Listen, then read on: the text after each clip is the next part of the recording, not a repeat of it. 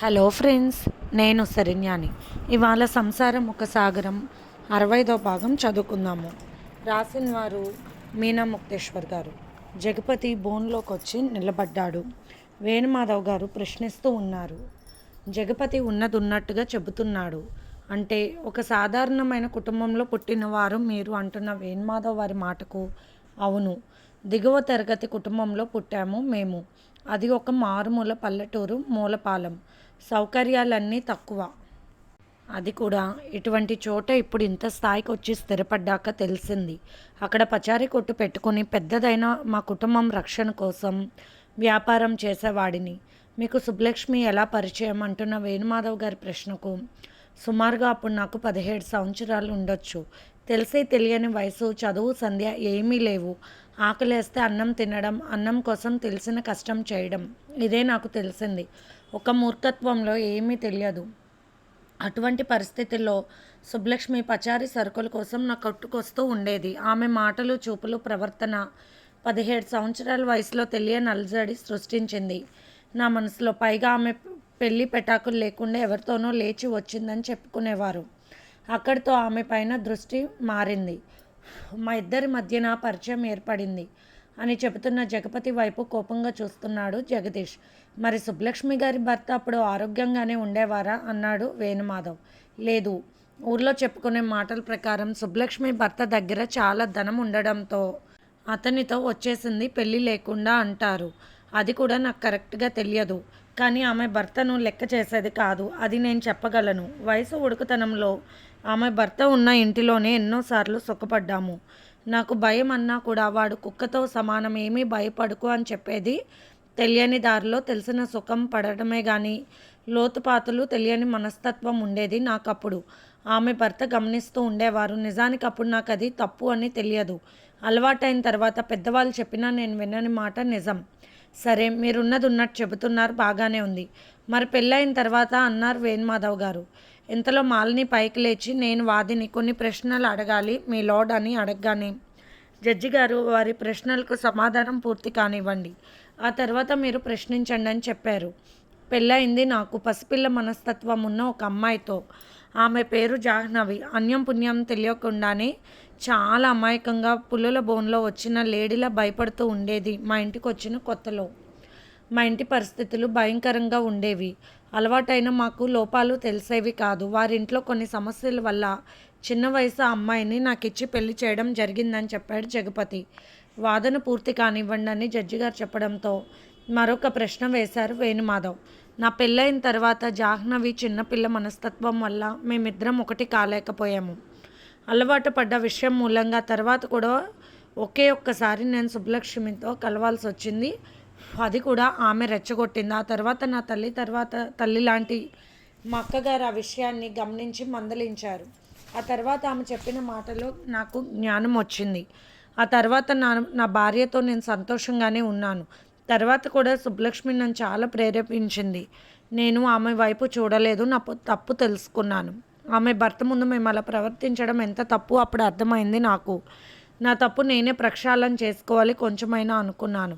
ఆమె భర్తకు నేనే వైద్యం చేయించానని చెప్పి బాధగా చూస్తున్నారు జగపతి. కోర్టు నిశ్శబ్దంగా ఆయన చెప్పిన మాటలు వింటూ చూస్తున్నారు. ఆయన అభిమానులు ఉన్నారు. అంతా అబద్ధం, శుద్ధ అబద్ధం అంటూ అరిచాడు జగదీష్. మీరేం మాట్లాడకూడదు, మీరేం చెప్పాలనుకున్న బోన్లో చెప్పాలి అంటూ మందలించారు జడ్జి గారు. అబద్ధం చెప్పడం నాకు అలవాటు లేదు. ఎంతోమంది ఎన్నో తప్పులు చేసి నాటకాలు ఆడుతూ ఉంటారు. ఆ అవసరం నాకు లేదు అని చెప్తూ జగపతి నేను చెప్పింది అక్షరాల నిజమని చెప్పాడు దృఢ చిత్తంతో. వేణుమాధవ్ గారు మాట్లాడుతూ, ఎవరు పెద్ద శ్రీరామచంద్రులు లేరు జగపతిరాజు గారు. ఈరోజు ఇలా కోర్టుకు రావడానికి కారణం డబ్బు. ఈ డబ్బు కోసం జగపతి గారి పతనానికి ఒక మాయా అస్త్రంలాగా కొడుకునే తయారు చేసింది సుబ్బలక్ష్మి. తప్పు చేయని వారెవరు? కానీ తప్పు చేశామని ఒప్పుకునే ధైర్యం ఎంతమందికి ఉంది? మనకు చాలామంది నీతులు చెబుతారు, ఆచరించే వాళ్ళు ఉంటే బాగుండు. కానీ జగపతి తను చేసిన తప్పును ఒప్పుకుంటూ తనున్నది ఉన్నట్టు చెప్పారు. తర్వాత లాయర్ మాలినిని వాదించవలసిందిగా ఆదేశం ఇచ్చారు జడ్జి గారు. మాలిని జగపతి రాజును ఎన్నో ప్రశ్నలు వేసింది. వంకర్ టింకర్ ప్రశ్నలు ఎన్నో వేసినా ఉన్నది ఉన్నట్టుగానే చెప్పాడు జగపతి, ఏమాత్రం తడబడం లేకుండా. ఈ కేసు వచ్చే నెల 15వ తారీఖుకి వాయిదా వేస్తున్నానని, కోర్టు కాల సమయం మించడంతో కేసు వాయిదా వేశారు. జగపతి వైపు సుబ్బలక్ష్మి చూస్తూ ఉంది. ఆ చూపుల్లో వెటకారం. ఒకప్పటి కోరిక, ఇప్పటి అహంకారం. నిన్ను మామూలుగా వదిలేది లేదు అన్నట్లు నిర్లక్ష్యమైన చూపులు ధోరణి కనిపించింది. జగదీష్ అవకాశం ఉంటే మళ్ళీ 4 పోట్లు పడిచి చంపేయాలన్నట్టు చూస్తున్నాడు జగపతి వైపు. సుందరం ఎంతో తేలిగ్గా చూస్తున్నాడు. శ్రీకాంత్ ఏం పనులు చేయాలో మొత్తం ఆలోచించుకుని అవన్నీ సిద్ధం చేయించాలని నిర్ణయించుకున్నాడు. అదే విషయాన్ని శేషగిరికి నిదానంగా చెప్పాడు, భయపడవద్దని. ఇంటికి బయలుదేరారు ముగ్గురు. మెట్లు దిగుతున్నప్పుడు సుందరం, సుబ్బలక్ష్మి వెక్కిలి నవ్వులు నవ్వుకుంటూ, ముందుంది ముసలి పండగ అనుకుంటూ వెటకారంగా అంటూ నవ్వుతున్నారు.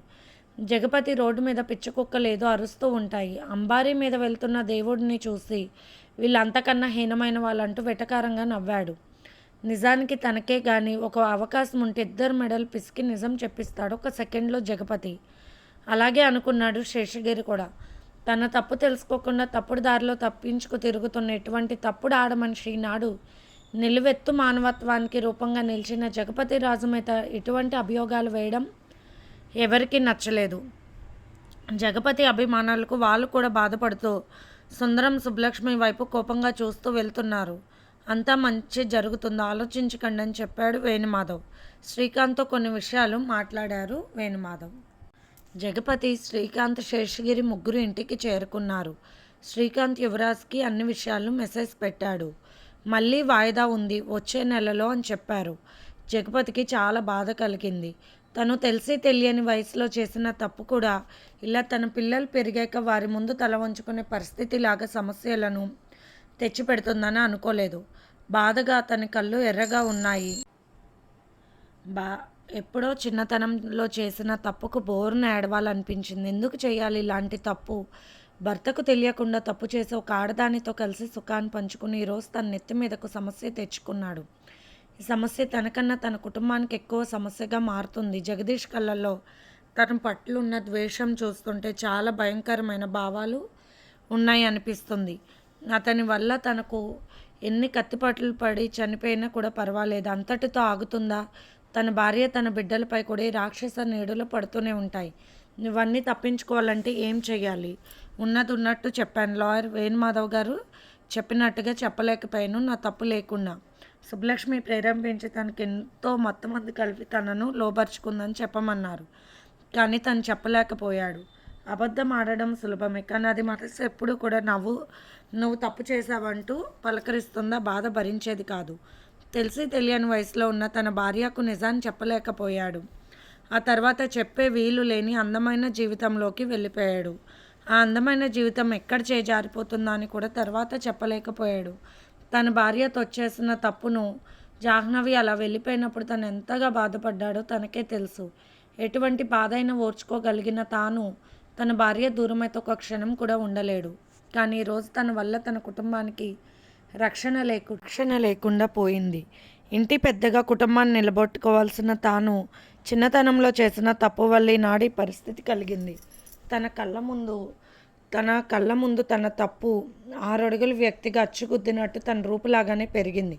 ఆ రూపం వల్ల తన కుటుంబం చిన్నాభిన్నం అయిపోతుందేమోనని భయం పట్టుకుంది. బోన్లో కళ్ళల్లో నిప్పులు కురిపిస్తున్న జగదీష్పై చూపు చూసిన దగ్గర నుండి తన మనసుకి ఏదో భయం పట్టుకుందని షవర్ కింద తలపెట్టినా కూడా తలలోని వేడి తగ్గడం లేదు.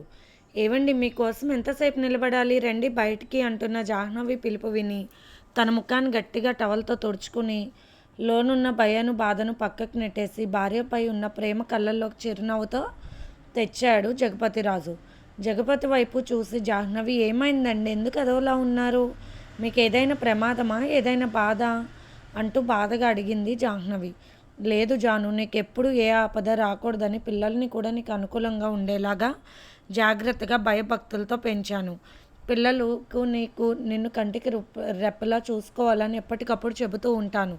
కానీ ఇప్పుడు నా వల్లే నీకు బాధలు కలుగుతున్నాయని మనసులో ఆలోచిస్తున్న జగపతి కళ్ళల్లో మళ్ళీ నీరు చిమ్మింది. జాహ్నవి బయటకు వెళ్ళింది. అందరికీ భోజనాలు వడ్డించారు. జగపతి కూడా వచ్చి కూర్చున్నాడు. సావిత్రి గారు మాట్లాడుతూ, ఆలోచించుకు జగపతి, అన్నీ మంచి జరుగుతాయని చెప్పింది.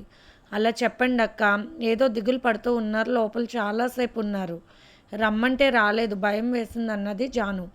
వరలక్ష్మి గారు తమ్ముడు ముఖం వైపు చూసి, ఈ మధ్యకాలంలో ఎప్పుడూ అతని ముఖంలో బాధ చూడలేదు.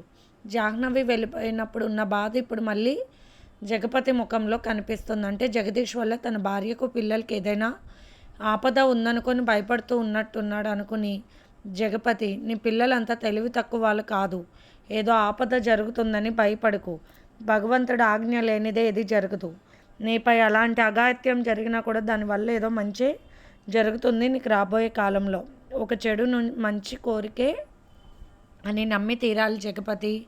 జాహ్నవి వల్ల కడ ఇప్పుడు నువ్వు భయపడవలసింది ఏమీ లేదు.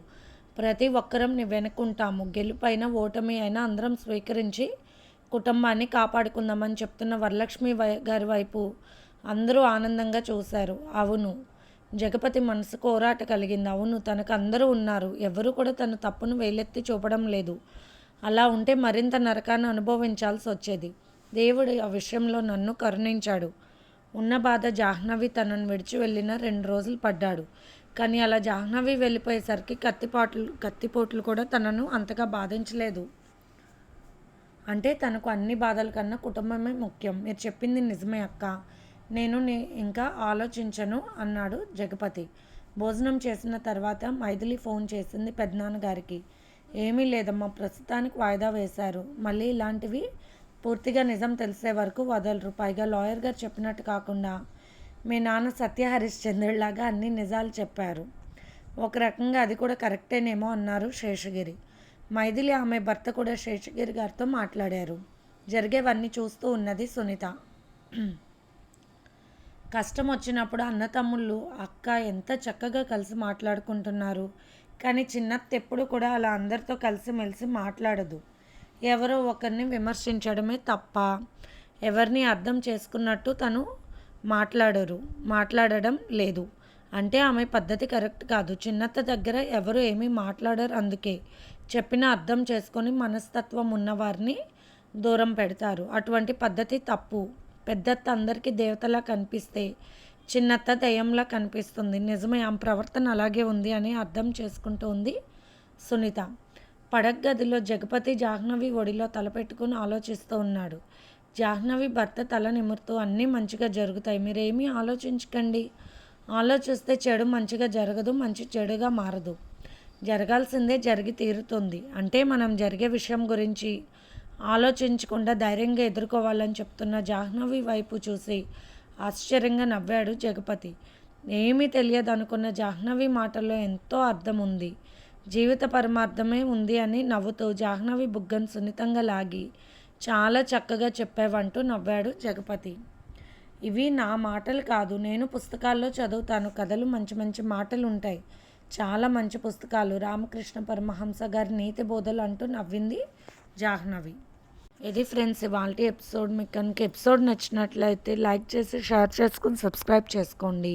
అలాగే మన ఛానల్లో ప్రసారం అవుతున్న positive thoughts written by Shri Komanapalli Ganapathirao గారు కూడా చదివి మీ అమూల్యమైన సమీక్షలు తెలియచేయండి. ఉంటాను.